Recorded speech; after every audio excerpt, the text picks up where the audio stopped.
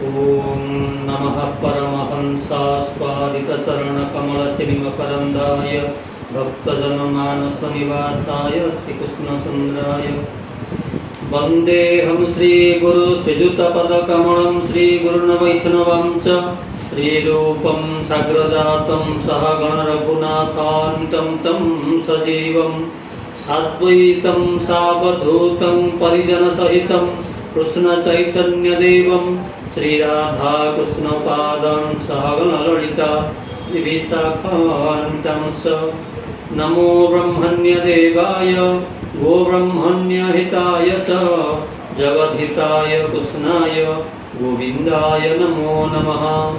तप्तकाञ्चन गौराङ्गी राधे वृन्दावनेश्वरी वृषभानुसुते देवी तं नमामि हरिप्रिये। वंशाकल्पतरुभ्यश्च कृपा सिन्धुभ्य एव च पतितानं पावनेभ्यो वैष्णवेभ्यो नमो नमः। नारायणं नमस्कृत्य नरं चैव नरोत्तमं देवीं सरस्वतीं व्यासं ततो जयमुदीरयेत्। मूकं करोति वाचालं पङ्गुं लङ्घयते गिरिं यत्कृपातमहं वन्दे परमानन्दमाधवम्।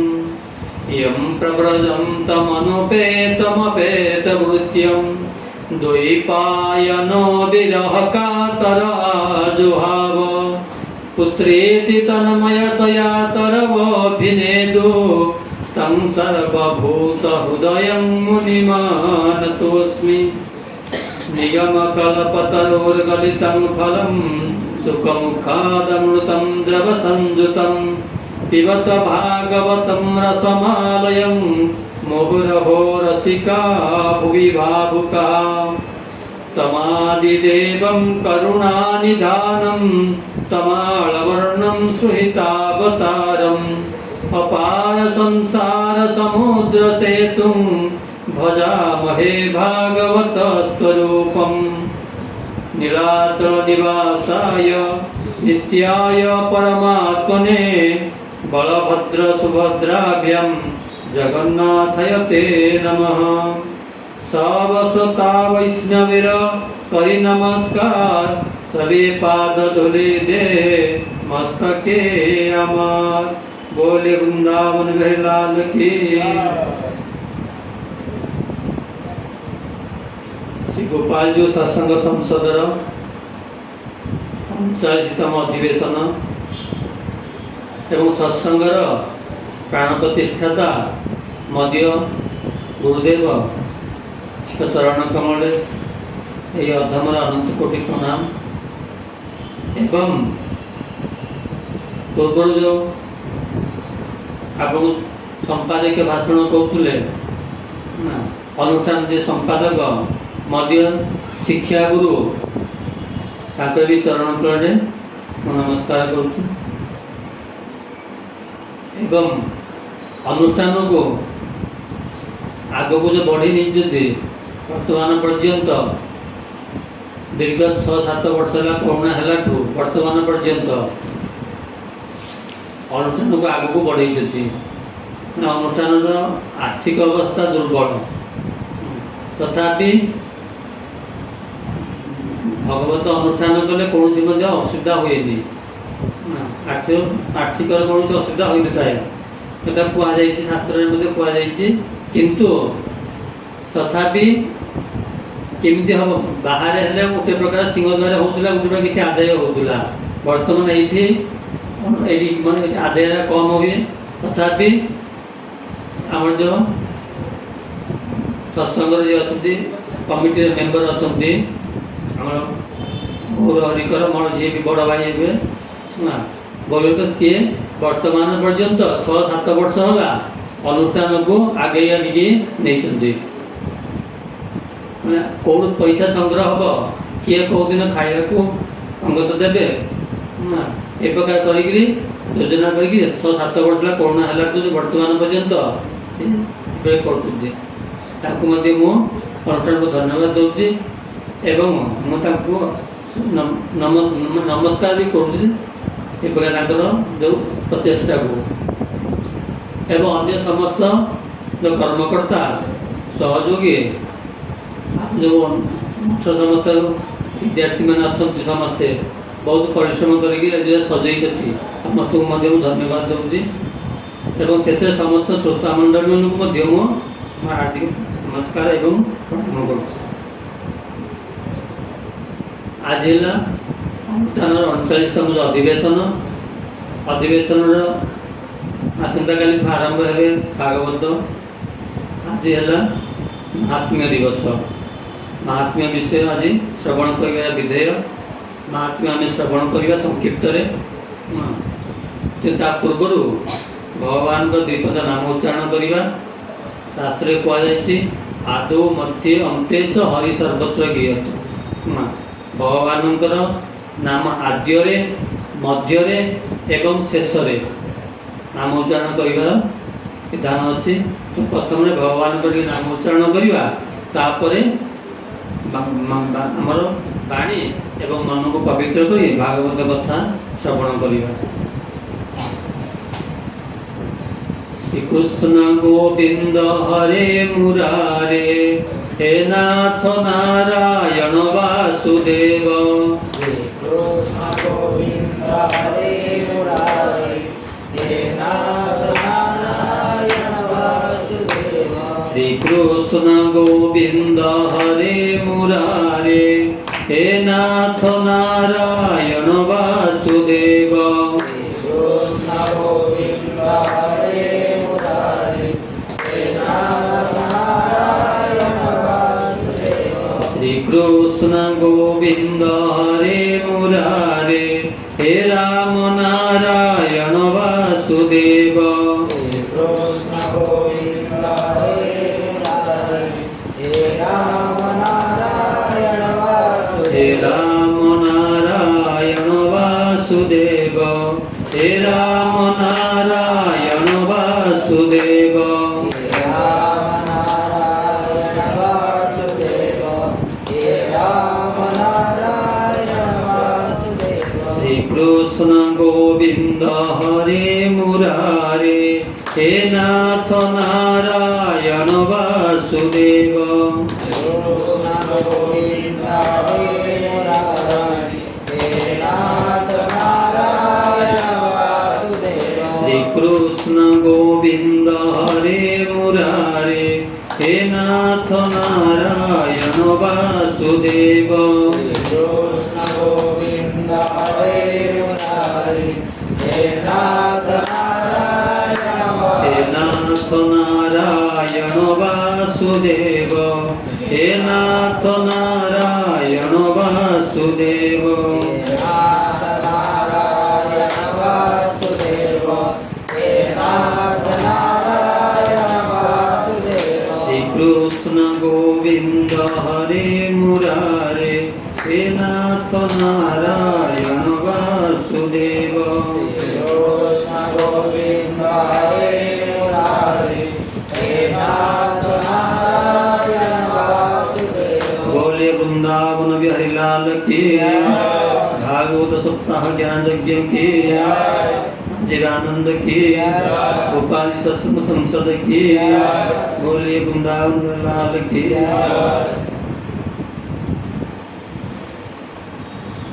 भागवत में श्रवण करवा महात्म्य विषय जो विषय श्रवण कर जो भागवत विषय श्रवण करवा भागवत ता विषय भी जाना दरकार भागवत कौन तार कहते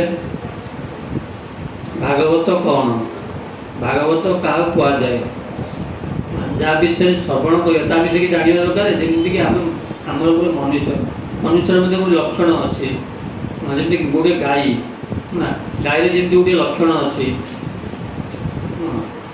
गौतम गलकमल विशेषत्व गौतम जार गलकमल अच्छी ताकू गाई बोलिकी कहुए सेमती भागवत मध्य कौन भागवत क्या कहुए ना से विषय आम श्रवण कर कहीं आम भागवत श्रवण कर श्रवण कले कौन लाभ आमर विषय आम किसी श्रवण भागवत महात्म्य जहाँ कहुई आज विषय श्रवण कर विधेय ସେ ଭାଗବତ କ'ଣ? ଭାଗବତ ଚାରିଟା ଠିକ। ଭାଗବତର व्युत्पत्तिगत अर्थ होला भगवता प्रकृतम भागवतम। भगवता प्रकृतम माने भगवत उक्त भगवान द्वारा कुआ जाइछि। तेणुकरी या ना हला भागवत। भगवान निजे कहिसंती, तेणुकरी ए ग्रंथ ना हला भागवत। भगवान कहिसंती माने ए कथा मध्ये शास्त्र प्रमाण अछि। ए जो भागवतंकर तृतीय स्कंध रे कहिसंती, भगवान निजे कहिसंती, भागवत निजे कहवा कथा। पुरा मया प्रकृतम अजाय नाभ्ये पद्मे निशरणाय ममादि सर्गे ज्ञानं परमं महिमा ववास दसूरयो भागवतं वदन्ति। भगवान निजे कहते पुरा मया प्रोक्तम अजाय नाभ्ये, जेते बेले मोर नाभि कमल रो ब्रह्मा को सृष्टि करली। ब्रह्मा को सृष्टि करिया परे ब्रह्मा देखिले जे वर्तमान चतुर्पार्श्व केवल जल जल पानी आ किछि नथिला। तो ब्रह्मा देखिले कौन करी कि उपाय पाइले। उपाय न पाई ब्रह्मा तपस्या कले। तपस्या करिया पर सेठु ब्रह्मा को आकाशवाणी हला। आकाशवाणी तथा पूर्व मकल्पे जहाँ पूर्व था से प्रकार तुम कार्य कर, सृष्टि कर। ये सृष्टि करिया बोली कि भगवान कौन कले? चारोटी श्लोक देले। पुरा जाने पद्मे निशरण मम सर्गे ज्ञानं परमं महिमा ववासम। मन महिमा ववासम भगवान मोर महिमा विशिष्ट मोर महत्व विषय रे जो भगवान निर्देश देले, जो उपदेश देले चारोटी श्लोक रे भगवान नारायण ब्रह्मा को चारोटी श्लोक रे उपदेश देले। जे भागवत द्वितीय स्कंध रे नवम अध्याय रे कुआ जायछि, जाको चतुश्लोकी भागवत नाम रे मध्ये प्रसिद्ध अटे। भगवान नारायण ब्रह्मा को कहते दस्युरय भागवतम, जो भगवान जहाँ चारोटी श्लोक कहते ताको भागवत बोली कहला। से चारोटी श्लोक को नारायण ब्रह्मा को कहले चारोटी श्लोक रे ब्रह्मा कौन कले? 10 श्लोकेन नारद। ब्रह्मा नारद को कहले 10टी श्लोक एवं नारद 7 श्लोकेन 100टी श्लोक रे व्यासदेव को कहले। व्यासदेव विपुल करू व्यासदेव कौन कले? तब विपुल ग्रंथ आकारे 18,000 श्लोक विशिष्ट 12 स्कंद एवं 331 अध्याय विशिष्ट संपूर्ण भागवत को रचना कले एवं निजर पुत्र सुखदेव को तो ये भगवता प्रकृतम। तो भगवान निजे कहते गोटे अर्थ भागवतर। भगवता प्रकृतम भागवतम भगवान कहते भागवत बोली कहगला। द्वितीय है कौन?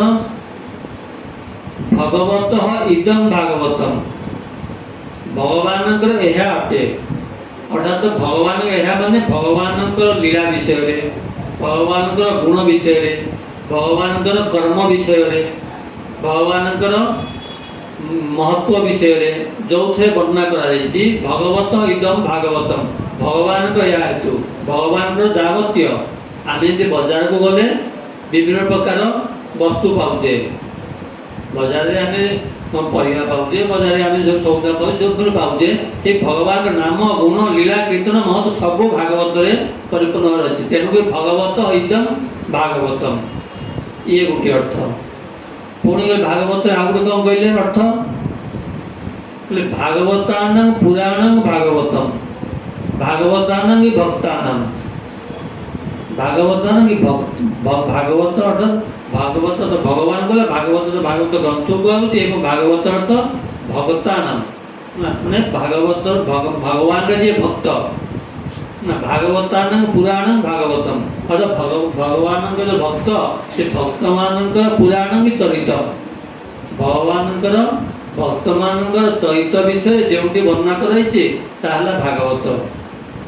आसिक नवम स्कंद सप्तम स्कंद प्रहलाद चरित, चतुर्थ स्कंद ध्रुव चरित एवं अकुर चरित, उद्धव चरित एवं नवम स्कंद संपूर्ण सूर्यवंश एवं चंद्रवंश राजा मानकर राजर्षि मानकर सब चरित वर्णना कराई। भक्त मान चरित विषय विशेष भाव में वर्णना कराई भागवत रे। भागवत ये व्युत्पत्तिगत अर्थ भागवतर। एवं भागवतर आउ गोटे आक्षरिक अर्थ भागवत 4टा अक्षर कहुच्छी आक्षरिक अर्थ कहुच्छी कौशिक संहितार भाति सर्वेषु वेदेषु सर्वेषु लोकेषु समस्त लोकरे जी शोभा पाए भाति शोभित हुए शोभा पाई थाए सी भा अर्थ मान ज्योति प्रस्फुटित हुए जार भात ज्योति जहाँ प्रकाशित हुए सी भा सर्वेषु लोकेषु समस्त लोकरे केवल भूलोक नुह ये जो भूलोक भुवलोक महलोक जनलोक तपलोक सत्यलोक पर्यंत यार अतल वितल सुतल महातल सतल पाताल ये 14 लोक जो विशिष्ट विशिष्ट ब्रह्मांड से ब्रह्मांड रे जहाँकर भा अर्थ तेज सबुठी शोभा पाए सी भा तार ग भाग गरिष्ठम सर्वशास्त्रेषु दीयते नारदा देवी नारदा देवी अर्थ गान करती कौन गान करती जहाँ चरित्र को किए ना नारदा देवी नारद चतुर्कुमार सनक सनंदन सनातन सनत कुमार ये चतुर्कुमार हंस परमहंस राजर्षि महर्षि देवर्षि आदि मुनि ऋषि माने जहाँ चरित्र को सर्वदा गान करती भाग वरिष्ठम सर्वशास्त्रेषु समस्त शास्त्र मानक मध्य जे वरिष्ठ श्रेष्ठ अटे संसार भितर आमर जो वैदिक सनातन धर्म रे जेते शास्त्र अच्छी 88 पुराण 88 उपपुराण 4 वेद 108 उपनिषद महाभारत समस्त दर्शन शास्त्र जेते सब शास्त्र सबू शास्त्र मानक मध्य मुख्य सर्व वेदांत सार श्रीमद भागवत निश्चित समस्त शास्त्र मानक मध्य श्रेष्ठ है श्रीमद भागवत तेणुकरी श्रेष्ठ हेतु वरिष्ठम सर्वशास्त्र तस्मात् भागवत मुख्य कहला भागवत कहुई पुराण सम्राट केवल ये भागवत केवल ग्रंथ ही से नुह भागवत कहला भगवान साक्षात शरीर भगवान श्री कृष्णचंद्र नंदनंदन श्री कृष्णचंद्र है बांगमय शरीर तेन बांगमयी मूर्ति प्रत्यक्षा वर्तते हरे तेन बांगमयी मूर्ति बाक मैंने शरीर बाणी है बाणी रूपक शरीर जिते बड़े भगवान श्री कृष्ण मर्त्यलीला समापन करी सुधाम गमन कर उद्धव से पाखे उद्धव को पचारे भगवान उद्धव तुम्हें कौन चाहूच उद्धव कहले प्रभु मु चाहूँ केवल आपण बर्तमान निज धाम को प्रत्यागमन करेंगे आपण को आशित है धर्म थिला तेणुक आप गोटे कार्य करूँ जमीक धर्म स्थापन हो पार तेणुक भगवान कौन कले निज तेज को निजर भक्ति ज्ञान वैराग्य तेज संपूर्ण भागवत भितर देले तेणु तेन बांगमयी मूर्ति भगवान का बांगमय शरीर कहुई भागवत द्वादश स्कंद कथा कहुई 12टा स्कंद अच्छी भागवत 12टा स्कंद भगवान का 12टा अंग को वर्णना कराई भगवान गोटे गोटे अंग भागवत गोटे गोटे स्कंद पादौ जदीय प्रथम द्वितीय भगवान पाद दुईटा है प्रथम द्वितीय स्कंद पादौ जदीय प्रथम द्वितीय तृतीय तुंज कथितो जदुरु तृतीय स्कंद मृत्यु स्कंद भगवान का 2 अंग नाभि सता पंचम षष्ठ पंचम षष्ठ हेले भगवान नाभि एवं उदर एवं हृदय हेले सप्तम स्कंद एवं अष्टम स्कंद हेले भगवान हृदय एवं कंठस्थ राजन नवम जदीय नवम स्कंद हेले भगवान कंठ प्रदेश मुखारविंदम दशम प्रफुल्लम दशम स्कंद हेले भगवान मुखारविंद मुखमंडल एकादशम ललाट पट्टम एकादश स्कंद हेले भगवान ललाट पटल शिर तो द्वादश भाति द्वादश स्कंद हेले भगवान सिंह ତେଣୁକି ଦ୍ୱାଦଶ ସ୍କନ୍ଦ ଭଗବାନଙ୍କ ଦ୍ୱାଦଶ ଅଙ୍ଗ ବୋଲି କୁହାଯାଇଛି। ତେଣୁକୁ ଇଏ ଭଗବାନଙ୍କ ସାକ୍ଷାତ ବାଙ୍ଗ୍ମୟ ଶରୀର ତେନେନ ବାଙ୍ଗ୍ମୟୀ ମୂର୍ତ୍ତି ପ୍ରତ୍ୟକ୍ଷା ବର୍ତ୍ତତେ ହରେ।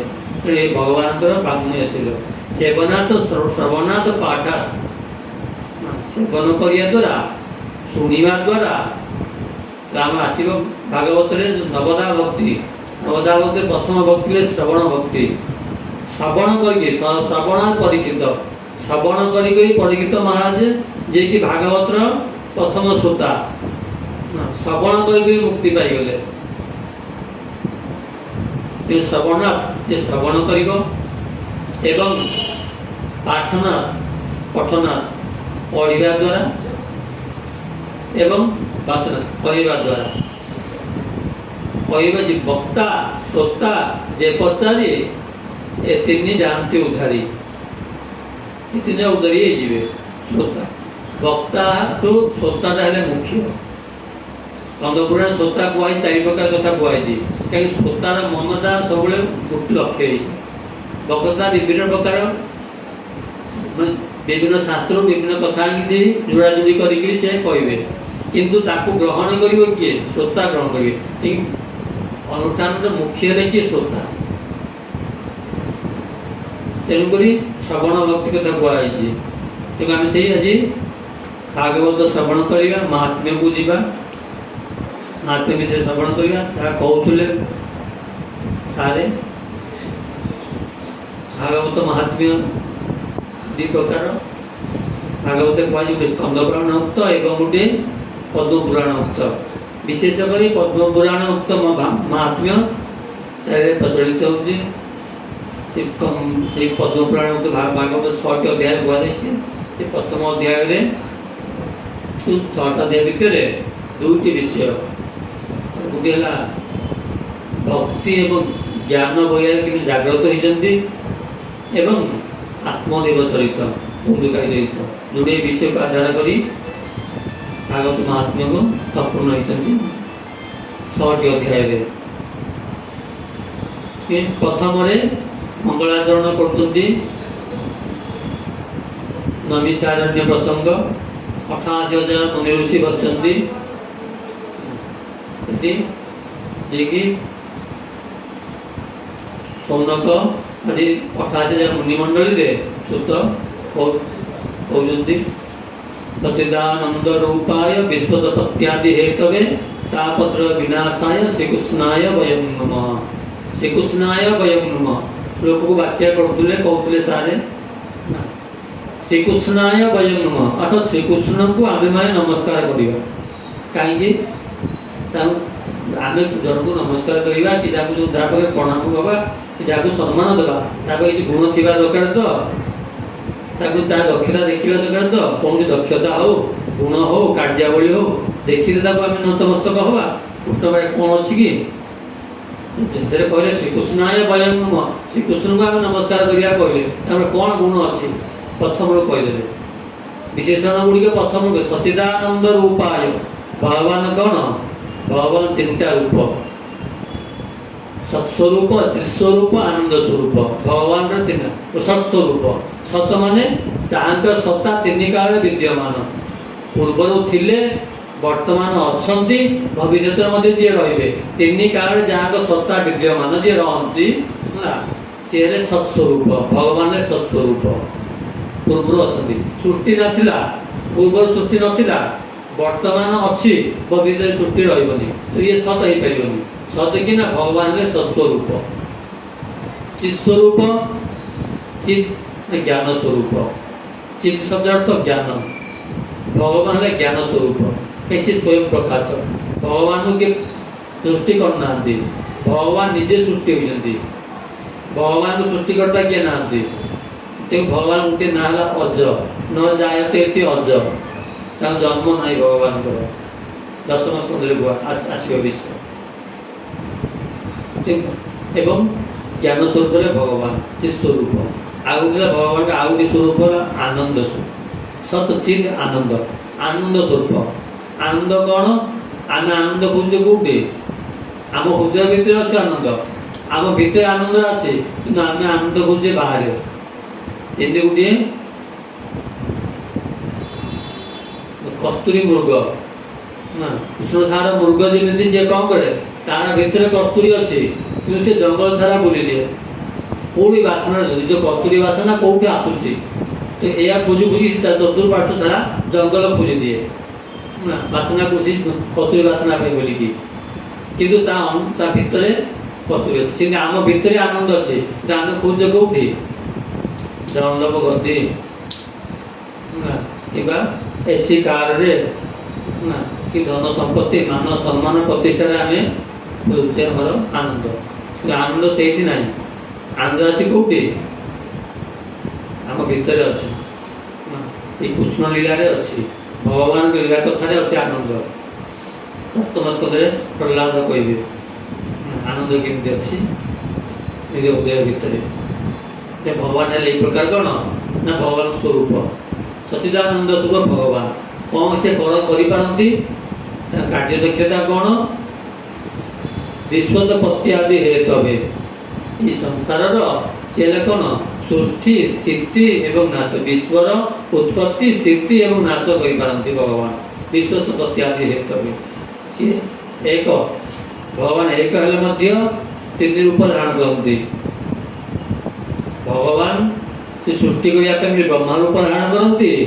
ଏବଂ ପାଳନ କରିବା ପାଇଁ ବିଷ୍ଣୁ ରୂପ ଧାରଣ କରନ୍ତି ଏବଂ ସଂହାର କରିବା ପାଇଁ ବୋଲିକି ଶିବ ରୂପ ରୁଦ୍ର ରୂପ ଧାରଣ କରନ୍ତି ଏକ ହେଲେ ମଧ୍ୟ ତିନି ରୂପ ସତ୍ୱଗୁଣ ରଜଗୁଣ ତମ ଗୁଣକୁ ଆଶ୍ରୟ କରି ଯଦି ସେ ଗୁଣାଶ୍ରୟ ନୁହନ୍ତି ଗୁଣର ଊର୍ଦ୍ଧ୍ୱରେ ହେଲେ ମଧ୍ୟ ଗୁଣକୁ ଆଶ୍ରୟ କରି ତିନି ରୂପକୁ ଧାରଣ କରି ଯେଉଁ ସୃଷ୍ଟିର ସୃଷ୍ଟି ସ୍ଥିତି ଏବଂ ପ୍ରଳୟାଦି କାର୍ଯ୍ୟ ଭଗବାନ କରିଥାନ୍ତି ଯେ ଭଗବାନ ହେଲା କାର୍ଯ୍ୟ ଦକ୍ଷତା ବିଶ୍ୱୋତ୍ପତ୍ତି ଆଦି ହେତୁ ହୁଏ ଆଉ କ'ଣ କରନ୍ତି ଭଗବାନ କ'ଣ କରିପାରନ୍ତି ତାପତ୍ର ବିନାଶାୟ ତାପତ୍ରୟ ଚିନ୍ତା ସମସ୍ତେ ସଂସାରରେ କିଏ ନାହାନ୍ତି କହିପାରିବେନି ଯେ ମୁଁ ସୁଖରେ ଅଛି ସମସ୍ତେ ଦୁଃଖୀ ସଂସାରରେ ସମସ୍ତେ ଦୁଃଖରେ ଅଛନ୍ତି कोई तन दुखी कोई मन दुखी कोई धन बिन रहत उदास थोड़े थोड़े सर्वे दुखी सुखी एक राम के दास के धन पाई दुखी के तन पाई दुखी के शरीर पाई दुखी समस्ते कौन ना कौन दुख त्रिताप दुख गोटे आध्यात्मिक दुख गोटे आदि भौतिक दुख गोटे है आयुदैविक दुख ये त्रिताप दुखरे समस्ते दुखित ये दुख किए नाश करेंगे त्रिताप दुख त्रय विनाशाय ये भगवान श्री कृष्ण लीला कथा ही तीन दुख को त्रिताप दुख को सी मोचन कर दिखते भगवान ये भगवान महत्व एक तो कह भगवान जे प्रसिद्धम नवनीत चौरम भजांगनाम गौर चौरम अनेक जन्म पाप चौरम चौरार्ग गण्यम पुरुषम नमा भगवान दक्षता तो यही प्रकार श्रीकृष्ण सचिदानंद स्वरूप सी किए सी ना विश्वोत्पत्ति आदि हेतवे एवं सी त्रिताप विनाशकारी तो यही प्रकार श्रीकृष्ण को वयम नमः आम नमस्कार करुँ मंगलाचरण करुँच 88,000 मुनि नैमिषारण्य 88,000 मुनि एकत्र गोटे यज्ञ कर कौ यज्ञ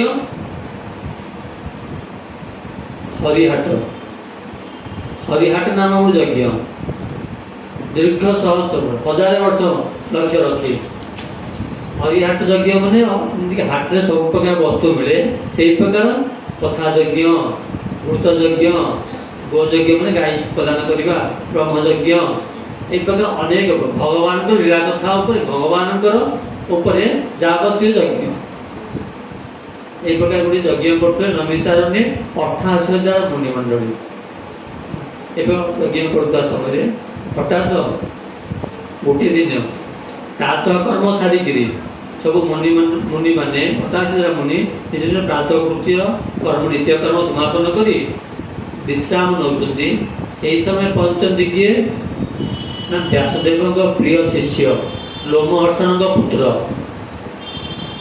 सुतमुनि सुतमुनि पहुँचती आ सुतमुनि को देखिक सब 88 मुनि निज निज आसन छिड़ा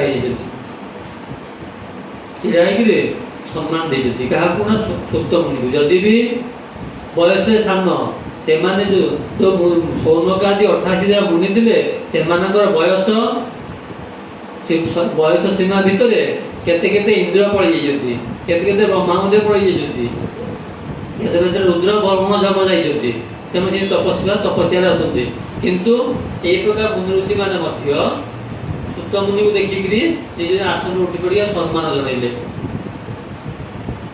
शास्त्र कहुई वयोवृद्धा धनवृद्धा बयस बुद्ध हो पचे धन बुद्ध हो पचे किंतु जो माने ज्ञान बुद्ध आगे अन्य समस्त बुद्ध माने ये ज्ञान बुद्ध जी तागे समस्ते किंकर हो जाती अन्य मान तुलना तेणुक आज सुत मुनि आगे समस्ते छिड़ा हो गले सुत मुनि पहुँचा पर समस्ते छिड़ा सुत मुनि को सम्मान दौरान सम्मान देले एवं उच्च आसन देकर पचार किए पचार ना 88,000 मुनिमंडल भितर जी मुख्य सौनक 88,000 मुनि थे सौनक पचार कारण कौन सौनक थे आचार्य एक एवं सौनक थे वरिष्ठ मुनिमान 88 मुनिमान मध्य ये थे वरिष्ठ थे वयस्क थे एवं आचार्य थे आउ गोटे गुणता थिला कौन गुणवत्ता थिला कथामृत शास्त्रते कुशल सौनक विविध कथामृत भागवत कथा श्रवण करिबारे सी थिले कुशली किए सौनक मुनि तेणुक सी पचारे आम जिते जानी भागवत विषय जानी कि जानी आमको आउ कहतु आम आउ शुणु यहाँ जीवन कुशलता जो सौनक भाग कथामृत रसास्वाद कुशले सौनक विविध सौनक ब्रवीत सौनक अब्रवीत सौनक कहते पचार सुत को अज्ञान द्वांत विध्वंस कोटि सूर्य समप्रभ सुत आपण कहतु अज्ञान ध्वंस विध्वंस कोटि सूर्य समप्रभ आपण हेले कौन ना कोटि सूर्य समप्रभ कोटिए सूर्यर प्रभा तुल्य आपण अटंती सूर्य से कौन करती अंधार को दूर कर दियंती अंधार को दूर करती सूर्य ताको दक्षता हेती तो सूर्य कौन करेंगे अज्ञान को अंधकार को आम हृदय जो अज्ञान को अंधकार ताको दूर कर सूर्य दक्षता ना तो किए करेंगे आपण ही करेंगे आपण हेले कौन ना प्रयच्छति गुरुपीत वैकुंठम जोगी दुर्लभ से गुरुदेव चाहिए ताले गुरु से कार्य दक्षता अच्छी सी कौन करेंगे ना प्रयच्छति गुरुपीत गुरु प्रीति हो जाती संतुष्ट हो जाती गुरुदेव ताले प्रयच्छति वैकुंठम जोगी मुनि ऋषि मान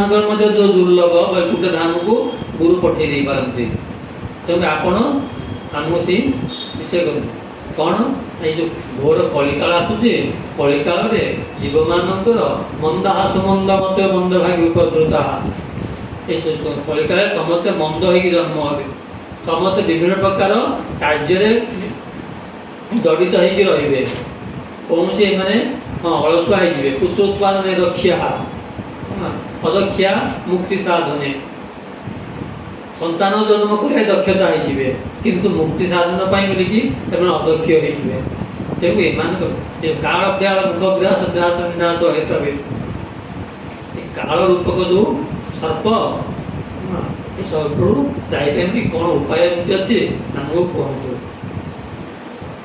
जीव मान कल्याण बोलिकी संसार जीव मान कल्याण कौन कार्य कौन कले जीव कल्याण हे से विषय आमको ये प्रकार प्रश्न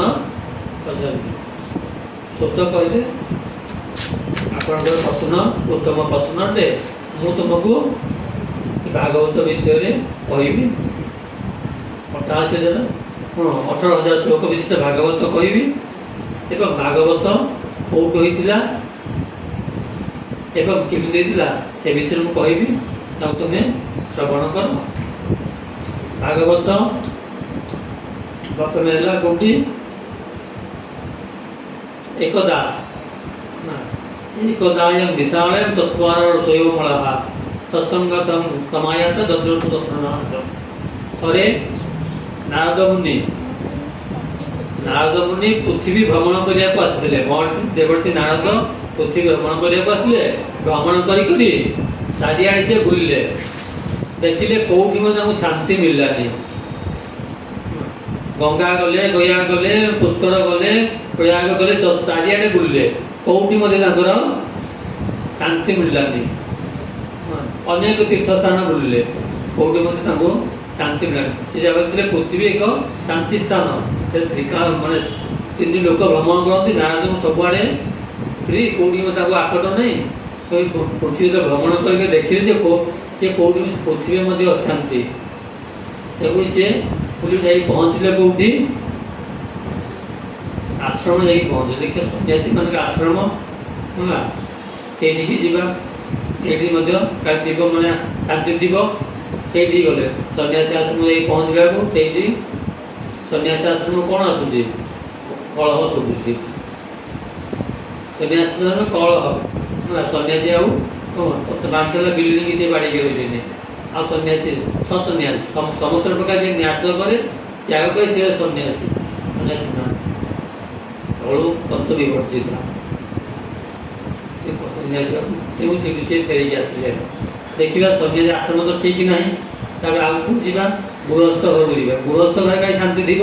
ସେଇଠି ବି ଶାନ୍ତି ନାହିଁ। ତରୁଣୀ ପ୍ରଭୁତା ଆଗେରେ ଚାଳକ ବୁଦ୍ଧିଦାୟକ କନ୍ୟା ବିକିରଣ ଲୋଭା ଦମ୍ପତି ଜନମ କଳ୍ପନ। ଏହା ଚାଲିଛି ବର୍ତ୍ତମାନ ଗୃହସ୍ଥ ଘରେ। କ'ଣ ଗୃହସ୍ଥ ଘରେ? ତରୁଣୀ ପ୍ରଭୁତା ଆଗରେ, ସ୍ତ୍ରୀ ହେଲା ଘରର ମୁରବୀ, ସ୍ୱାମୀ ହାତରେ କିଛି ନାହିଁ। ଯେମିତି ଚଲେଇବ, ଚାବିଟା ଯେମିତି ମୋଡ଼ିବ, ଗୋଟେ ଚାବି ହେଲା। ଚାବିଟା ହେଲା ଗୋଟେ, ଇଆଡ଼େ ମୋଡ଼ିଲେ ଖୋଲିବ, ସିଆଡ଼େ ମୋଡ଼ିଲେ ବନ୍ଦ ହେବ। ସେ ତରୁଣୀ ପ୍ରଭୁତା, ସ୍ତ୍ରୀ ହାତରେ ଘରର ମୁରବୀ, ସ୍ତ୍ରୀ ସବୁ କରିବ। ଆଉ ଘରର ପିତା ମାତା ବାପା ମାଙ୍କର କୌଣସି କର୍ତ୍ତୃତ୍ୱ ରହିନି। ତାଙ୍କର ସ୍ଥାନ କୋଉଠି? ଚାବିଟା ଦେଲା ପର୍ଯ୍ୟନ୍ତ, ଆଲମାରୀ ଚାବିଟା ମିଳିଲା ପର୍ଯ୍ୟନ୍ତ ତାଙ୍କର କର୍ତ୍ତୃତ୍ୱ ଥାଏ। ଆଉ ଚାବିଟା ମିଳିଲା ପରେ ଆମ ଘରର ବାପା ମା, ତାଙ୍କ ସ୍ଥାନ ହେଲା କୋଉଠି? ମଠ ବାଡ଼ି, ନହେଲେ କୋଉ ତୀର୍ଥ ସ୍ଥାନ, ନହେଲେ ଆଜିକାଲି ବାହାରି ପିଲାଙ୍କୁ ସବୁ ଯେଉଁ ବୃଦ୍ଧାଶ୍ରମ। ତେଣୁ ତରୁଣୀ ପ୍ରଭୁତା ଆଗେରେ, ଘରରେ ସ୍ତ୍ରୀ ହେଲା ମୁରବୀ। ଶାଳକ ବୁଦ୍ଧିଦାୟକ, ଘରେ ଯଦି କୌଣସି କାର୍ଯ୍ୟ କରାଯିବ, ମେଳା ମହୋତ୍ସବ କ'ଣ କରାଯିବ, କି ବୁଦ୍ଧିଦାତା କିଏ? ଶାଳକ। ଶଳା ଆସିବ। ଶଳା ଆସିଲେ ସିଏ କ'ଣ କରିବେ? ବୁଦ୍ଧି ଦେବେ। ହୋମ ମିନିଷ୍ଟର, ଯେତେବେଳେ ସ୍ତ୍ରୀ ହେଲା ହୋମ ମିନିଷ୍ଟର, ସିଏ ହେଲେ ମନ୍ତ୍ରଣାଦାତା, ଗୃହମନ୍ତ୍ରୀ। ସିଏ ଆସି ଦେବେ, ସିଏ ଦେବେ କ'ଣ ନା ମନ୍ତ୍ରଣା ଦେବେ। ତାଙ୍କ ମନ୍ତ୍ରଣାରେ କାର୍ଯ୍ୟଟା କୋଉ ପ୍ରକାର କ'ଣ ହେବ? ଶାଳକ ବୁଦ୍ଧିଦାୟକ। ହେଲା ଗୃହସ୍ଥ। କନ୍ୟା ବିକିରଣ ଲୋଭା, ଆଜିକାଲି କ'ଣ ହେଲା? ସବୁ କନ୍ୟାକୁ ଝିଅ ଜନ୍ମ ହେଲା ତ ବିକି ଦେଉଛନ୍ତି। କଳି ଯୁଗରେ ଘଟିବ କନ୍ୟା ବିକିରଣ ଲୋଭା। ଦମ୍ପତି ଜନ୍ମ କଳକଣ। ଆଉ ଦମ୍ପତ୍ୟ ତ ଦାମ୍ପତ୍ୟ ଜୀବନରେ କଳହ, ସଦାସର୍ବଦା କଳହ ଲାଗି ରହିଛି ଘର ଭିତରେ। ତ এই ପ୍ରକାର ଦେଖିଲେ ନାରଦ, ସେଇଠି ମଧ୍ୟ ଶାନ୍ତି ନାହିଁ। এই ପ୍ରକାର ଦେଖିଲେ କୋଉଠି ମଧ୍ୟ ଯେତେବେଳେ ତାଙ୍କୁ ଶାନ୍ତି ମିଳୁନି। ଏବେ ବୁଲି ବୁଲି ଆସିକିରି ପହଞ୍ଚିଲେ କୋଉଠି? ବୃନ୍ଦାବନରେ। ଭଗବାନ ଦେଖେ କୁଆଡ଼େ ବୁଲି ବୁଲି କୋଉଠି ମଧ୍ୟ ଶାନ୍ତି ନାହିଁ। ଦେଖିବା ଭଗବାନଙ୍କର ଦ୍ୱିତୀୟ ସ୍ଥଳ, ନିତ୍ୟ ଲୀଳା ସ୍ଥଳ ବୃନ୍ଦାବନ ଯିବେ। ବୃନ୍ଦାବନ ସେଇଠି କାଳେ ଶାନ୍ତି ଥିବ। ସେଇଠି ବୃନ୍ଦାବନରେ ଆସି ଯେତେବେଳେ ନାରଦ ପହଞ୍ଚୁଛନ୍ତି, ସେଇଠି ଦେଖିଲେ କ'ଣ ଦେଖିଲେ? ଯାଉଛନ୍ତି, ରାସ୍ତାରେ ଯାଉଛନ୍ତି, ଦେଖିଲେ ଯୋଡ଼େଇ ଯୁବକ ମରୁଛନ୍ତି। ଯୁବକ ନା ଯୋଡ଼େଇ ବୃଦ୍ଧା, ନା ଯୁବକ ଗୁଡ଼ିକ ବୃଦ୍ଧା ହେଇକି ପଡ଼ିଛନ୍ତି, ନା ଉଠୁନାହାନ୍ତି, ଆଉ ଯିଏ ଶୋଇକି ଅଛନ୍ତି। ଆଉ ଗୋଟେ ଯୁବତୀରେ ସେ ପାଖରେ ବସି କାନ୍ଦୁଛି। ନାରଦ ଦେଖୁଛନ୍ତି, ରାସ୍ତାରେ ଯାଉଛନ୍ତି, ଦେଖୁଛନ୍ତି। ଯୁବତୀ ସ୍ତ୍ରୀ ଜଣେ କାନ୍ଦୁଛନ୍ତି, ଆଉ ଜଣେ ବୃଦ୍ଧ ଜଣେ ସେଇଠି ଶୋଇକି ଅଛନ୍ତି। ଆଉ ଅନେକ ଗୁଡ଼ିଏ ସ୍ତ୍ରୀ ଲୋକ ଯୁବତୀ ସ୍ତ୍ରୀ ମାନେ ଏ ଯେଉଁ ଯୁବତୀ କାନ୍ଦୁଛି ତା ସେବାରେ ଅଛନ୍ତି। ନାରଦ ଦେଖିଲେ ଦୂରରୁ, ଦେଖିକି ଆଶ୍ଚର୍ଯ୍ୟ ହେଇଗଲେ। ଦେଖିଲେ ଯିବା ପାଇଁ ଇଚ୍ଛା କଲେ ନା ସେଇଠିକି, କାହିଁକି ପୁଣି ସ୍ତ୍ରୀ ଗୁଡ଼ିଏ ଅଛନ୍ତି କାହିଁକି ସେଇଠିକି ଯିବା, ହେଇଯାଉଥିଲେ। ଯିବାଟା ଆମ ଉଚିତ ହେବନି, ସନ୍ନ୍ୟାସୀ ଲୋକ ସେଇଠି ଯିବାକୁ ନା ହେଇଯାଉଥିଲେ। କିନ୍ତୁ ହେଇଯିବା ସମୟ ସିଏ ଡାକିଲେ, ସେ ଯୁବ ଜଣ କାନ୍ଦୁଥିଲେ, ସେ ଡାକିଲେ ଭୋ ଭୋ ସାଧୁ କ୍ଷଣ ତିଷ୍ଠ, ଏ ସାଧୁ ଏ ନା ଦେବର୍ଷି ନାରଦ କ୍ଷଣ ତିଷ୍ଠ, କିଛି କ୍ଷଣ ଏଇଠି ରୁହ, ଆସ ଏଇଠିକି।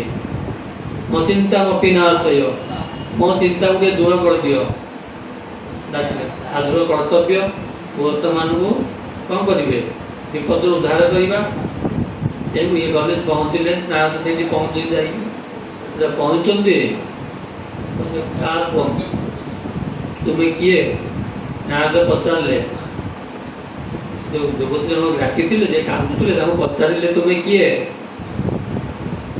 କାହା ଭୀମ ଏଇ ଦୁଇ ଜଣ ଶୋଇଛନ୍ତି, ଏଇ ଦୁଇ ଜଣ କିଏ? କିଏ ମା? ଏଇ ସବୁ ସବୁ ଏତେ ଗୁଡ଼ିଏ ସବୁ ଯୁବତୀ ଲୋକ ଛିଡ଼ା ହେଇଛନ୍ତି, ଏମାନେ ସବୁ କିଏ ପଚାରିଲେ। ଏଥିରୁ ଯୁବତୀ ଜଣ କହିଲେ ଅହଂ ଭକ୍ତି ଇତି ଖ୍ୟାତା ଇମୋ ମେ ତନୟୋ ମତୌ ଜ୍ଞାନ ବୈରାଗ୍ୟ ନାମନ କାଳ ଯୋଗିନ ଜର୍ଜରୁ।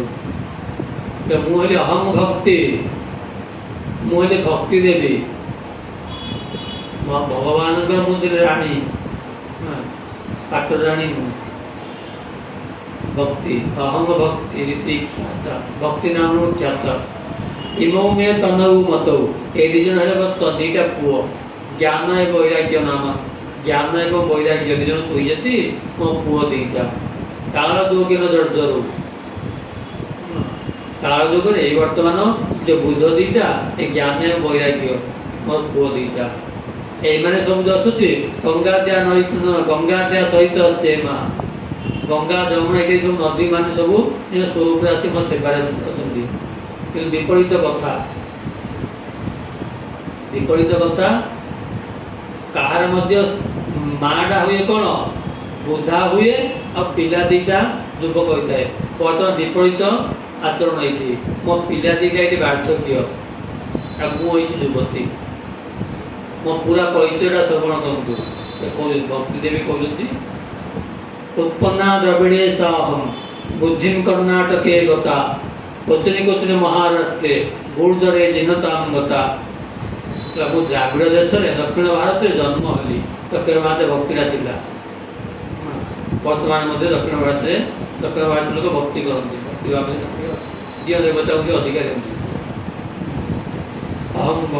ଉତ୍ପନ୍ନା ଦ୍ରବିଡ଼େ ସାହମ୍ ବୁଦ୍ଧିଂ କର୍ଣ୍ଣାଟକେ ଗତା। ଯେତେବେଳେ ମୁଁ ଆସିଲି କର୍ଣ୍ଣାଟକ ଆସିଲି, ଦକ୍ଷିଣରୁ କର୍ଣ୍ଣାଟକ ଯେତେବେଳେ ଆସିଲି, ସେଠି ମୁଁ ଟିକେ ବୁଦ୍ଧି ପ୍ରାପ୍ତି ହେଲି, ଭକ୍ତି ଆଉ ଟିକେ ବଢ଼ିଲା କର୍ଣ୍ଣାଟକରେ। ଏବଂ କୋଚିନି କୋଚିନି ମହାରାଷ୍ଟ୍ରରେ, ମହାରାଷ୍ଟ୍ରରେ ମୋତେ କିଛି କିଛି ପଚାରିଲେ, ମୋର ସେଠି ଆଦର ହେଲାନି। କିନ୍ତୁ ଗୁର୍ଜରେ ଜୀର୍ଣ୍ଣତାଂ କଥା, ଗୁଜୁରାଟ ଯେତେବେଳେ ଆସିଲି ଏଠି କ'ଣ ହେଲା ଜୀର୍ଣ୍ଣତା, ମୁଁ ବୁଢ଼ାଇ ବୁଢ଼ୀ। ଗୁଜୁରାଟରେ ସମସ୍ତେ ଧନର ଦାସ, କି ଭକ୍ତିର ଦାସ ନୁହଁ ଗୁଜୁରାଟ। ତେଣୁ ଗୁଜୁରାଟ ଯେତେବେଳେ ଆସିଲି ସେଠି କ'ଣ ବୁଦ୍ଧା ହେଇଗଲି। କିନ୍ତୁ ଯେତେବେଳେ ସେଇଠୁ ମୁଁ ପୁଣି ସେଇଠୁ ଫେରି ଆସିଲି, ମୋର ପୁତ୍ର ଦିଟା ସହିତ ମୁଁ ଫେରି ଆସିଲି କୋଉଠିକି, ଯେତେବେଳେ ବୃନ୍ଦାବନ ଧର୍ମ ପ୍ରାପ୍ୟ ନବୀନ ହେବ ସ୍ୱରୂପିଣୀ। ଯେତେବେଳେ ବୃନ୍ଦାବନକୁ ପହଞ୍ଚିଲେ, ବୃନ୍ଦାବନ ମୁଁ କ'ଣ ହେଲି, ମୁଁ ନବୀନ ଯୁବତୀ ହେଇଗଲି। କିନ୍ତୁ ମୋ ପୁଅ ଦିଟା ସେଇ ପ୍ରକାର ବାର୍ଦ୍ଧକ୍ୟ ଅବସ୍ଥାରେ ପଡ଼ିଗଲେ। ତେଣୁ ଏଇ ମୋ ଚିନ୍ତା, ଏଇ ଚିନ୍ତା। ତେଣୁ ଯଦି ମୋତେ ଏଇ ବିପଦରୁ ଉଦ୍ଧାର କର, ତାହେଲେ ବିଦେଶମ ଗମ୍ୟତେ ମୟା, ମୁଁ ଏଇଠି ଛାଡ଼ିକିରି ବିଦେଶକୁ ମୁଁ ପଳେଇବି, ଆଉ ଏଇଠି ଭାରତ ବର୍ଷରେ ମୁଁ ରହିବାକୁ ଚାହୁଁ। ଏହିପରି ଭକ୍ତି ଦେବୀଙ୍କର ବଚନ ଶୁଣିକି ନାରଦ କହିଲେ, ନାରଦ କହିଲେ ତୁମେ ସ୍ଥିର ରୁହ, ଶ୍ରୀକୃଷ୍ଣ ଚରଣାମ୍ବନ ସ୍ୱରମ୍ ଦୁଃଖମ୍ ଗମିଷ୍ୟତି। ଶ୍ରୀକୃଷ୍ଣଙ୍କ ଚରଣାମ୍ବ ଯୋଗୁଁ ତୁମେ ଶ୍ରୀକୃଷ୍ଣଙ୍କର ରାଣୀ ଅଟ, ପତ୍ନୀ ଅଟ, ତେଣୁକୁ ତୁମେ ଶ୍ରୀକୃଷ୍ଣଙ୍କ ଚରଣାମ୍ବ ଯୋଗୁଁ ପାଦପଦ୍ମକୁ ସ୍ମରଣ କର, ତୁମର ସମସ୍ତ କଲ୍ୟାଣ ହେଇଯିବ। ଏବଂ ମା ଉପାୟ କରୁଛି। ତେଣୁ ସେ କ'ଣ କଲେ, ଜ୍ଞାନ ଏବଂ ବୈରାଗ୍ୟକୁ ଟିକେ ନାକୁ ଉଠେଇଲେ। କିଏ ଉଠିଲେନି, गीता पाठे मुहुर्मुहुः वेद वेदांत घोषयिच गीता पाठे मुहुर्मुहुः वेद वेदांत गीता पाठ इत्यादि पढ़िले वेदा वेदांत पढ़िया द्वारा से कड़ उठिले किंतु से उठिले सेठू सेमती पढ़िले तेणु चिंता है वेद पाठ कली गीता पढ़ी पुराण पढ़ी सब पढ़ी उपनिषद पाठ पढ़ुचे ये उठुना ज्ञान वैराग्य कलयुगे किसी ना ना गीता पाठ ना कि वेद वेदांत उपनिषद ज्ञान कौन सी द्वारा मध्य मुक्ति भक्ति नहीं भक्ति मिलनी ज्ञान यज्ञ यज्ञ कर दान दे कर्म कर ये भक्ति द्वारा ही भगवत प्राप्ति तेणुक ये नोट्स लिखिए ज्ञान वैराग्य नारद मन चिंता है कौन कह वो भक्ति देवी बर्तन देली बर्तन एम मुझे जाग्रत करी आज चिंता किया समय व्योमवान ददाभूत आकाशवाणी है नारद को आकाशवाणी है नारद से नारद तुम जहाँ करुच ठीक करुच चेष्टा कर तुम कार्य सफल हम आकाशवाणी शुभागला नारद को नारद बोले मुझे चेष्टा तो कली तो वेद पाठ कली वेदांत पढ़ी गीता पढ़ी यह कौन सत्कर्म नुह मुझे सत्कर्म कली कौन सत्कर्म करता व्योमवाणी मध्य आकाशवाणी आकाशवाणी ठीक भाव किसी कहलानी चेष्टा कर कौन चेष्टा मुझे कौन चेष्टा तो ज्ञान वैराग्य जाग्रत हेल्ले आ कौन चेष्टा करी आगे चलिए मुनि ऋषि मान देखिले रास्ता जावा समय जो मुनि ऋषि पचारुले तो पचने ज्ञान वैराग्य केमी जाग्रत हे भक्ति देवी केमी ठीक हे भक्ति के पचार समस्त पचारे ना पचार किए कहले मुह बुले पड़े किए मुखी भूता तू तुनी तू कही रहीगले नारद पचार अन्य किए पचारे अलग गोटे छोटिया डाक्तर हाँ से पचार क्या बड़ डाक्तर पाक गले से औषध कह ये औषधरा आ बोलिए गोटे बड़ डाक्तर आस छोट डाक्तर पाक ये छोट डाक्तर कौन कह नारद भाया जे भगवान तो निज लोक नारद नारद मैंने नार ददातीर्थ नारद नारद तो नारायण के पाखक जी पहुँचे दिखते नारद प्रहलाद हूँ ध्रुव हूँ जी ये सब नारद को जी साक्षात नारद को जी शिशि सागे सागे भगवत प्राप्ति अल्प समय भितर कम बयस भितर तो ये नारद पचार आज मुनि मैंने कौन कहे ये जो पशिकी पढ़े ये प्रकार पहुँचू पहुँचू हाँ एक दाम विशालयम विशालपुर जा पहुँचले किए नारद विशालपुर बद्री विशाल बद्रीनाथ जा पहुँचती पहुँच से देखा क्या ना ब्रह्मांकर चारि पुत्र सनक सनंदन सनातन संत कुमार चारि कुमार को ये देखी देखिया चतुर कुमार पचार तरफ पाड़ जो तो कौट आस कौन कारण कौन तुम पे शोभनीय नुह तुम सन्यासी जड़े ये प्रकार तरतर होगा उचित नुह कारण कौन ये सब कथा ये आसी ये प्रकार घटना सब देखिले उपाय कौन ज्ञान वैराग्य केमी जाग्रत हे उपाय कहतु एक उपाय सुखमस्ती यार उपाय अति सरल तुम जो कथा कौच उपाय अति सरल चतु कुमार कहले नारद को ना कौन सरल उपाय ना भागवत वाचन करू भागवत पाठ कर ना भागवत पाठ द्वारा ज्ञान वैराग्य कौन हे जाग्रत हो नारद कहले भागवत पाठ तो वेद वेदांत वेद वेदांत वेद वेदांत सार भागवत मिश्रित कहुई समस्त वेद वेदांत सारटा है कौन भागवत कहुई तेणु मुझे वेद वेदांत सब पढ़ीदेली जाग्रत हो भागवत पढ़ले केमती हम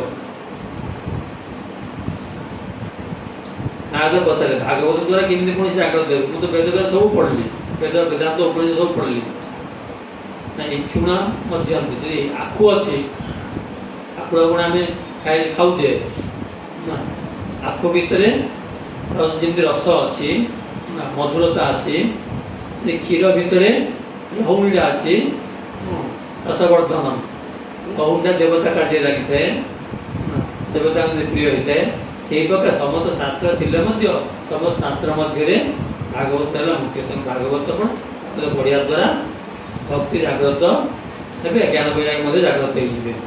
ଏପରି କରିବା ଦ୍ୱାରା ବର୍ତ୍ତମାନ 3 ଜଣ ଯାକ ବଦ୍ରି ବିଶାଳ, ଆଜିକାଲି ସବୁ ଏଇଠି ଫୋଟା ବାଡ଼ି ସବୁ ହେଇଲାଣି ବଦ୍ରିନାଥରେ, ଆଗ କିଛି ନଥିଲା। ତେଣୁ ସେଇଠି ଲୋକ ଶ୍ରୋତା କାହିଁ ଶ୍ରୋତା ହେଲେ ତ ପୁଣି ଭାଗବତ ହବ। ତେଣୁକରି ବଦ୍ରି ବିଶାଳ ସେ ଆସିଗଲେ କେଉଁଠିକି, ସେ 4 ଜଣ ଚତୁର୍କୁମାର ନାରଦ ସହିତ ଆସିଗଲେ କେଉଁଠିକି, ହରିଦ୍ୱାରକୁ। ତଟମାନନ୍ଦ ନାମକ ଆନନ୍ଦ ନାମ କ୍ଷେତ୍ର, ଆନନ୍ଦବନ, ସେଇଠି ଆସିଲେ। ସେଇଠି ଚତୁର୍କୁମାର ସହିତ ନାରଦଙ୍କର ଭାଗବତ କଥା। ନାରଦ ସମସ୍ତେ ଆଶ୍ରମ ମାନ ବୁଲି ବୁଲିକିରି ସବୁ ମୁନି ଋଷିମାନଙ୍କୁ ଡାକି ଆଣିଲେ। ଡାକି ଆଣି ସେଇଠି ଭାଗବତ କଥା ହେଲା। 7 ଦିନ ପର୍ଯ୍ୟନ୍ତ ଭାଗବତ ଚାଲିଲା। ଭାଗବତ ଚାଲିବା ପରେ ସେଥିରୁ ଭକ୍ତି ଭାଗବତ ଚାଲିଛି। ଭାଗବତ ସରୁଛି ଶେଷ ଦିନ, 7ମ ଦିନ ଭାଗବତ ଦିନ ଭକ୍ତି ଏବଂ ଜ୍ଞାନ ବୈରାଗ୍ୟ ଏଇଠି ଆସିକିରି ଆସିଲେ।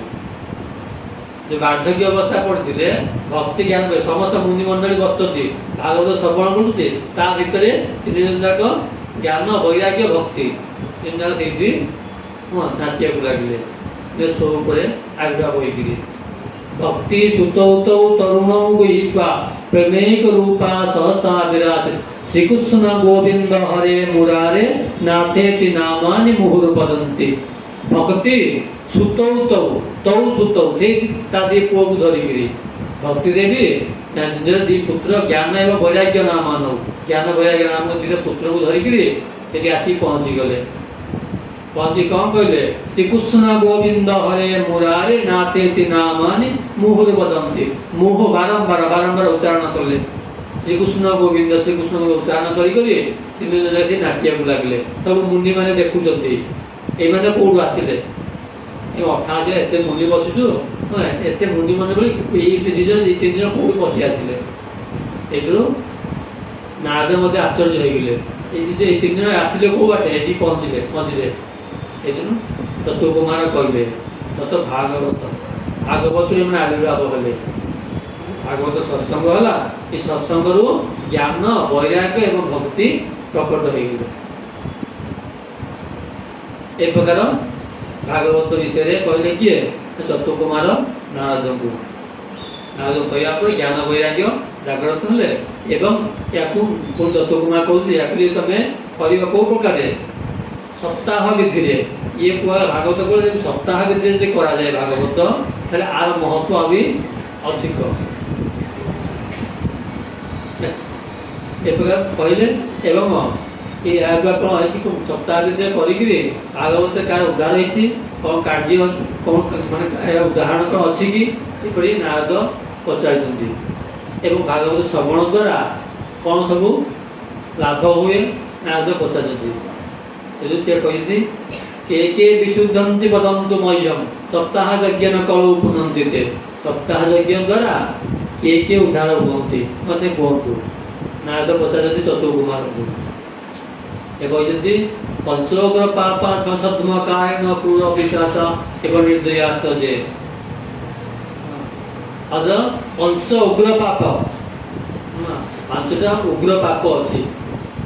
ଉଚ୍ଚତ ପାପ, ଅନ୍ୟର ଘର ନିଆଁ ଲଗାଇଦେବା, ସ୍ତ୍ରୀକି ହତ୍ୟା କରିବା, ସ୍ତ୍ରୀକୁ ହାତ ଉଠେଇବା, ଏବଂ ଚୋରି କରିବା, ଜୁଆ ଖେଳିବା, ଏଇ ଯେଉଁ 5ଟା ଅଛି ବିଭିନ୍ନ ଉଗ୍ର ପାପ। ଏ ଉଗ୍ର ପାପ କରିଥିଲେ ମଧ୍ୟ ଏବଂ ଛଦ୍ମ କାରଣ ଫଳକୁ ଛଳନା କରିବା, ଏକ ଉଗ୍ର ପାପ କରିବା ବ୍ୟକ୍ତି ମଧ୍ୟ କଳୁ ପୁନନ୍ଦିତେ ସପ୍ତାହ ଯଜ୍ଞ କଳୁ ପୁନନ୍ଦିତେ। ସପ୍ତାହ ଯଜ୍ଞ ଦ୍ୱାରା ସେମାନେ କ'ଣ କରନ୍ତି ନା ମୁକ୍ତି ପାଇଯାଆନ୍ତି। ଭାଗବତ ସପ୍ତାହ ବିଧିରେ କରିବା ଦ୍ୱାରା ନା ଏମିତି କେଉଁଠି ଘଟିଛି, ଘଟଣା ହେଇଛି। ଖାଲି ସେତିକି ନୁହଁ, ପେଟ ପୀଡ଼ା ବିନା ଆସିନି। ଭାଗବତ ହେଲା ଖାଲି ଏ ତ ପାପ କରିକି ମୁକ୍ତି ପାଇଗଲା। ପାପ କରିକି ସେ ମଲା ପରେ ମଧ୍ୟ ପ୍ରେତ ହେଲେ ମଧ୍ୟ ସେ ମୁକ୍ତି ପାଇଯାଏ ଭାଗବତ ଶ୍ରବଣ କରି। ନା ଏମିତି କ'ଣ ଘଟଣା ଘଟିଛି ନା ଅଛି, ଏହାର ବି ଉଦାହରଣ। ଏ ଉଦାହରଣ କହିବାକୁ ଯାଇ କହୁଛନ୍ତି କେଉଁଠି, ଆତ୍ମଦେବ ଚରିତ୍ର। ଆତ୍ମଦେବ ଜୟିତ ସଂକ୍ଷିପ୍ତରେ କହିକି ଆମକୁ ହାରିବା ସବୁ ସବୁ ସେଇ ବୋଲେ ରାତ୍ରି ଉଠୁଛନ୍ତି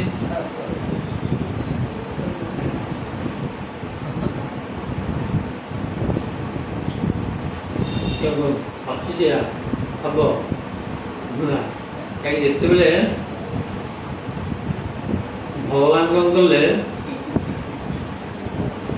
ମାରିଦେଲେ କାହାକୁ କୁମ୍ଭକର୍ଣ୍ଣକୁ ଭଗବାନ ବଧ କରିଦେଲେ। କୁମ୍ଭକର୍ଣ୍ଣ ଭାଇ କ'ଣ ଥିଲା ନିଦ୍ରା ଦେବୀ ଶୋଉଥିଲା କୁମ୍ଭକର୍ଣ୍ଣ ଶୋଇଥିଲା ସବୁଦିନ ତେଣୁ ନିଦ୍ରା ଦେବୀ ଆସିକି ଭଗବାନ ରାମଚନ୍ଦ୍ର ପାଖରେ ପହଞ୍ଚିଲା ପ୍ରଭୁ ମୋ ସ୍ୱାମୀକି ମାରିଦେଲେ ଆପଣ ମୁଁ କୁଆଡ଼େ ଯିବି ତ ଭଗବାନ ରାମଚନ୍ଦ୍ର ତୁ ଯୁଆଡ଼େ ଯାଉଥିଲା ଏତେ ତାଙ୍କୁ ସୁବିଧା ମିଳିଲା ଆଉ ହେଲେ ଆପଣ ଯୋଉଠି କଥା ହଉ ତ ମୁଁ ସେଇଠି ରହିବି ଆଉ ତେଣୁ ଭଗବାନ କଥା ଯୋଉଠି ସେଇଠି ଯଦି ଆସି ପହଞ୍ଚିବି ମାମା ଆସି ଉଠୁଛନ୍ତି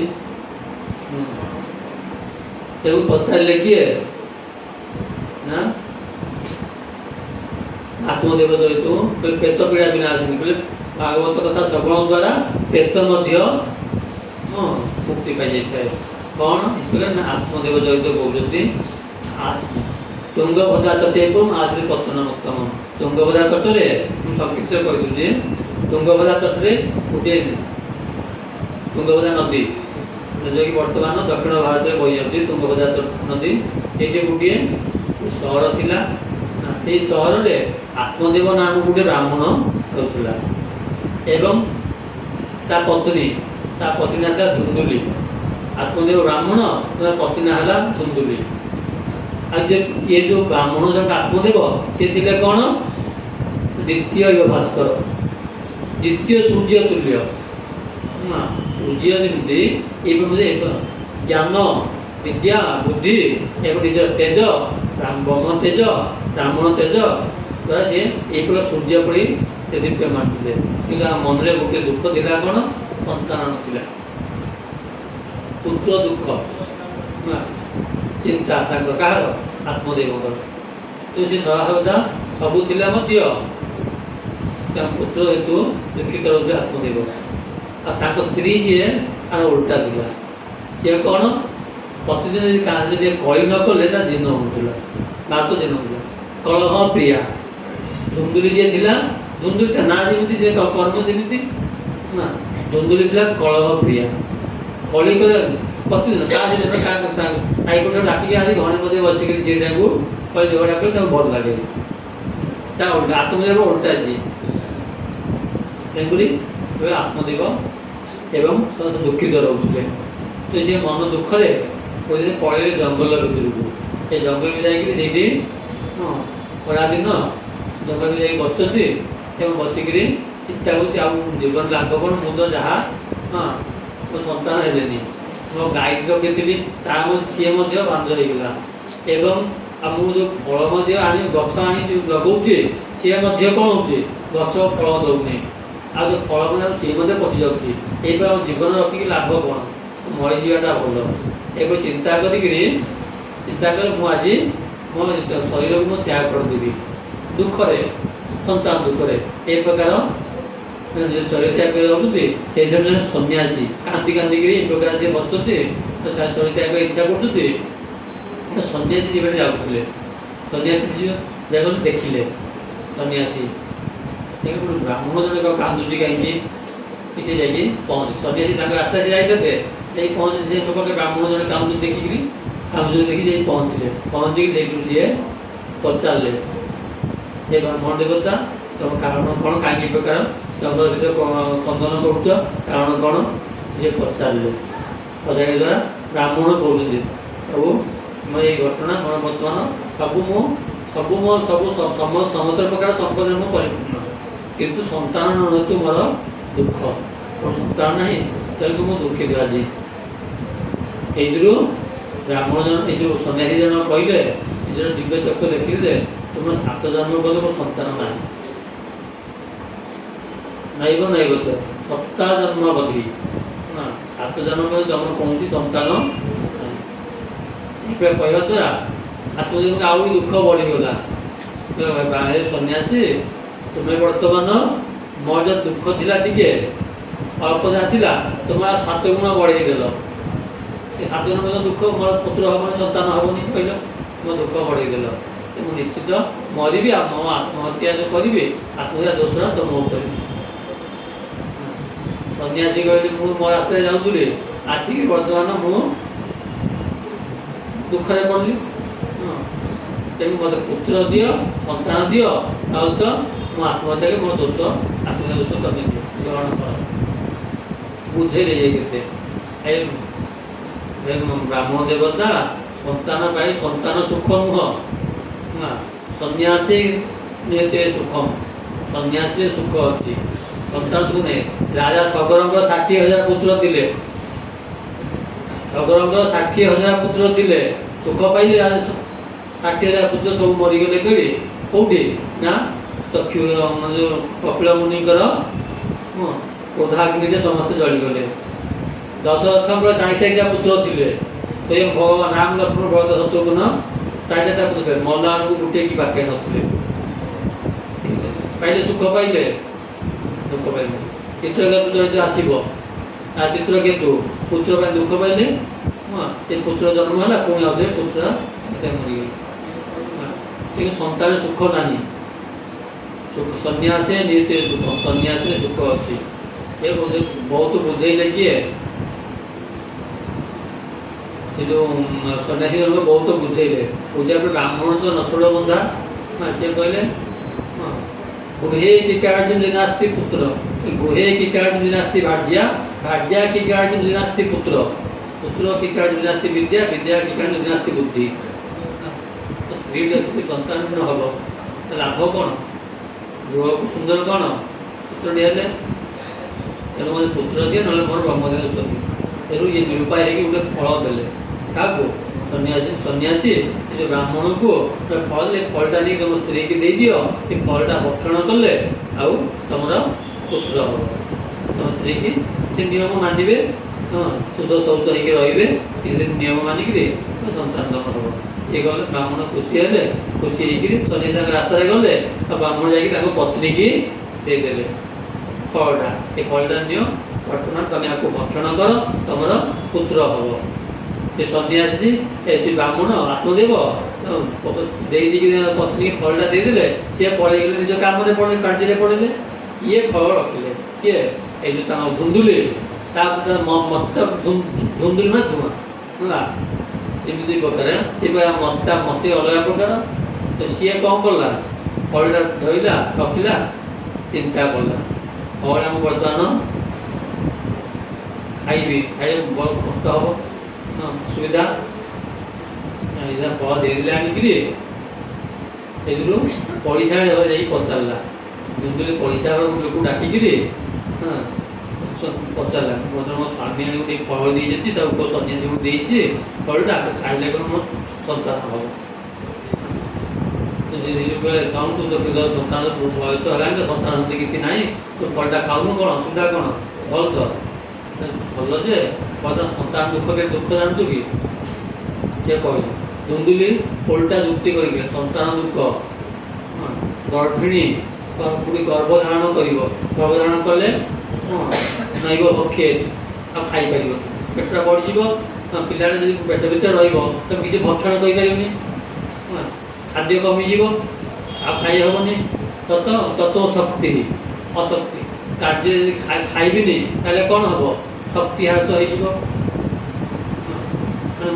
बल कमिज बल कमिले कौन हम दैवात घाटे पर्यंत ग्राम में यदि गाँव में चोर फोर पशिज टीका कोड़ी निआ लगे गर्भिणी प्रथम गर्भिणी केमी जीव दौड़ गर्भधारण कर माँ कंज्यूमर समझते पड़े दौड़ी गर्भिणी दौड़ केमी जापरनी दैवात घाटे पर्यंत ग्राम में चोर पशिज ये प्रकार विभिन्न प्रकार जुक्ति कला किए धुंदुली तेणु सी परीक्षा तुमको कौन कहला तो खा न खा मोर कौन अच्छी तो कहीं फल देती जुक्ति शुणी सी पड़ेगा ये चिंतार बस समय तार भौणी आसी पहुँच धुंदुली भौणी से गाँव में बाहर सी आसी पहुँची सी नानी तू कहीं कहीं दुखरे बस कारण कौन कौन कह एमती कथा देखो दुनिया गोटे फल दे फलटा खाई संतान हम तो यही कथा सीता भौणी कहे तो यही कथा तो ये दुखर कहीं बस मो मुझे गर्भवती अच्छे मो मुझे संतान हम तू फल गाई दे मो संतान तोते आनीदेवी तो मो स्वामी की तू धन देदेबू तो धन अच्छे मो स्वामी पाटी चुप हो फलटा सत कि मिछ सन्यासी देती मो बाबाजी फल देती हम कि नहीं गाई की दे फलटा परीक्षा करा कहला एक भौणी कह प्रकृत भौणी है तू मोर एत मैं एत समय चिंता को तू क्षणिक भितर जो मो चिंता दूर कर क्या कला सी कौन कला नहीं देदेला फलटा खाया देदेला गाई की दुंदुली निजे अभिनय करके गर्भधारण कले अवहरण करके घर भर रहा भौणी पुआटा है सी आदेला क्या बड़ भौणी की दुंदुली की देदेला ये आत्मदेव कहला जाए मोर पुटी है मोर पुटी है कहीदेला किंतु गोटे बयस हाँ अपराह बयस जन्म होती पुत्र जन्म कर लालन पालन करें मोर गोटे भौणी पुटी हो मरी जाए तो सी लालन पालन कर आत्मदेव जानी कि तेणु आत्मदेव कौन कले जाकि डाकिले शाड़ी की डाकिले घर रखिक लालन पालन कले लालन कले किसी दिन पर ये भी नामकरण जो समय है नामकरण आत्मदेव जो निजे ब्राह्मण तेणुरी नामकरण संस्कार करें धुंदुली कौन कहला मो नाम मो पुओ मो नाम अनुसार नाम हवा दरकार ये नाम देते कौन धुंदुकारी धुंदुली पुओ हेले धुंदुकारी तार किसी दिन पूर्व जन्म गाई गोटे सन्तान जन्म कला सहज कहला गाई सी जन्म कले पुत्र सन्तान जन्म कला गाई मनीष पुत्र जन्म कला किंतु कान दीटा गाई आकार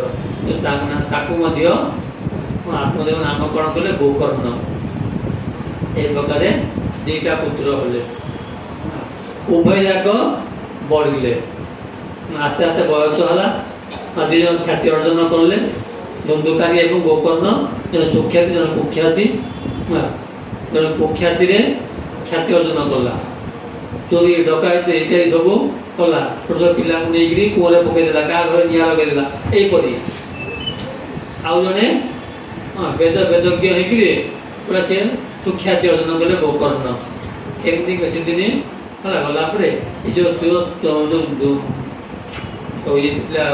धुंदुकारी ये अति अति अन्याय अत्याचार कला जाकि जुआ खेला चोरी कला एवं आस्ते आस्ते कि बाप को बाड़ेला कौन संपत्ति दे जुआ खेली अद पीला बापा बाड़े बाड़िया बापा कांदू पाए आगुआ पुत्र कांदुले बर्तमान कांदा लगे पुओ जो पुओ कांदुले बन को पलैले से पुओ कांदा पुणी लगे बन को झील को बाहर एवं कांदुच्च अत्याचार देखिक ये कौन तीर्थाटन को पलैले गोकर्ण बापा को बुझेले बापा तुम्हें बर्तमान तुम रहा उचित नुह घर भितर तुम्हें पलि जाओ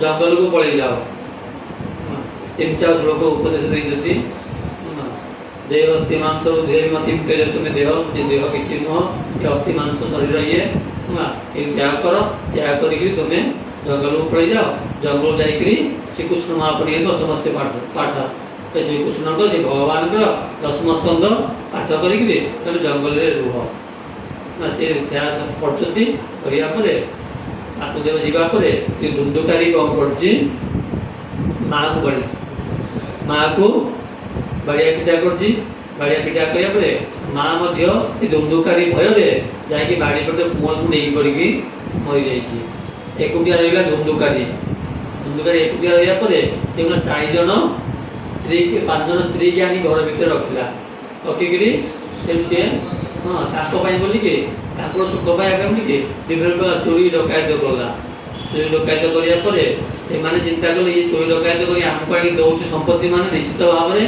आम धरा पड़ा सी धरा पड़े धीरे धरा पड़े आम धरा पड़ा आम माड़ खाइबा तो ये कौन कहे 5 जन जाक नाम तो नहीं विश्वास काले ତେଣୁକରି ସ୍ତ୍ରୀ 5 ଜଣ କ'ଣ କଲେ, ଏ ଯେଉଁ ସ୍ତ୍ରୀ ଲୋକ ୟାକୁ କ'ଣ କଲେ ଘର ଭିତରେ ଦୌଡ଼ି ବାନ୍ଧିକିରି ତାକୁ ବେକୁ ଦୌଡ଼ି ବାନ୍ଧିକି ମାରିଦେଲେ ତା ଭିତରେ। ପାପି ଇଏ ସହଜ ମରିବନି ପାପି। ପାପି ଚିରାୟୁ ସ୍ୱୀକୃତି ଗତାୟୁ କଳୁ ଦେଶରେ ଗୁଣତାମ ବେଦନ୍ତି ନା ଶାସ୍ତ୍ରରେ କୁହାଯାଇଛି ପାପି ଚିରାୟୁ ନା ପାପି ଲୋକ ବହୁତ ଦିନ ବଞ୍ଚିବ। ସ୍ୱୀକୃତି ଗତାୟୁ ଯେ ଉତ୍ତମ ଗୁଣ ବ୍ୟକ୍ତି ସୁକୃତବାନ ବ୍ୟକ୍ତି କ'ଣ କରିବ ଶୀଘ୍ର ମରିଯିବ। ସୁକୃତି ଗତାୟୁ ପାପି ସହଜରେ ମରିବନି। ତେଣୁକରି ନମୁଲା ଇଏ କ'ଣ କଲେ ତାତିଲା ଅଙ୍ଗାର ଆଣିକିରି ଜଳୁଥିବା ଅଙ୍ଗାର ଆଣିକି ତା ମୁହଁରେ ମାରିକି ତାକୁ ମାରିଦେଲେ। ସେଇଠି ଘର ଭିତରେ ଖାଲ କରି ପୋତି ଦେଇକିରି ତା ଧନ ସମ୍ପତ୍ତି ଦେଇକି ସବୁ କହିଲେ ଜନ୍ମ ସ୍ଥିତି।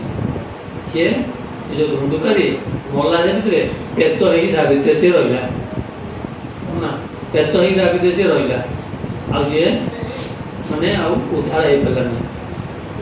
ଉଦ୍ଧାର ନ ହେବା ଦ୍ୱାରା ଏ ଯେଉଁ କ'ଣ କଲେ ଉଦ୍ଧାର କେମିତି ହେବ? ଏଇପରି ବୁଝିଲେ ଗୋକର୍ଣ୍ଣ ଆସି ସେଠି ତୀର୍ଥାଟନ ସାରିକିରି ପହଞ୍ଚିଲେ। ପହଞ୍ଚିବା ପରେ ତୀର୍ଥାଟନ ସାରିକି ପହଞ୍ଚୁଛନ୍ତି।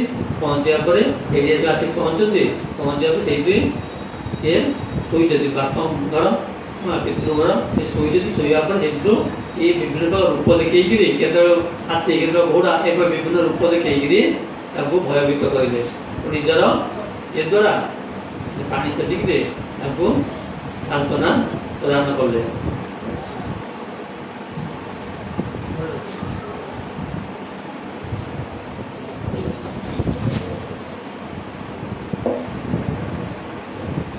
ବର୍ତ୍ତମାନ ସିଏ କ'ଣ କଲେ ବିଭିନ୍ନ ପ୍ରକାର ରୂପ ଦେଖେଇକିରି ତାଙ୍କୁ ଭୟଭୀତ କରିଲେ କି ନିଜର ସେ ଦିଆ ବଳରେ ତାଙ୍କୁ ସାନ୍ତ୍ୱନା କରିଲେ। ପଚାରିଲେ ଯୋଉ କିଏ କାହିଁକି ଏମିତି ପ୍ରକାର ବିଭିନ୍ନ ପ୍ରକାର ରୂପ ଦେଖାଉଛ?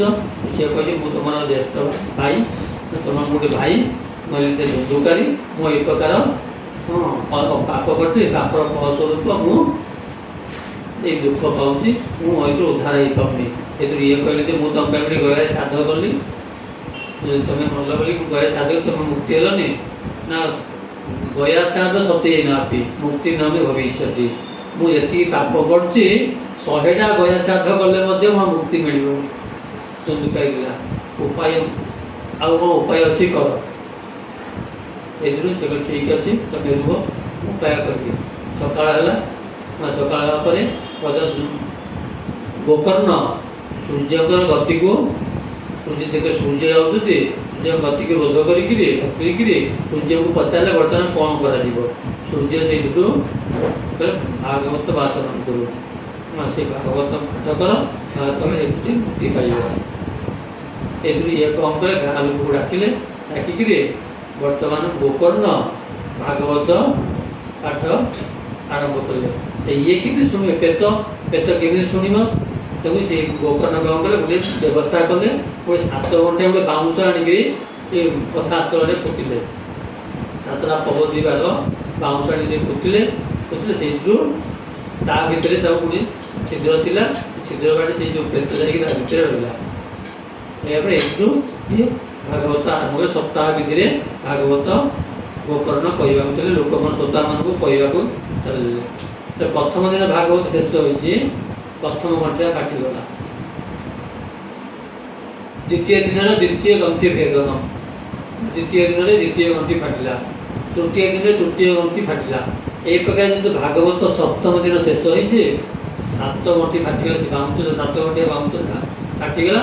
ତା ଭିତରୁ ଗୋଟେ ଦିବ୍ୟ ପୁରୁଷ ବାହାରିଲା।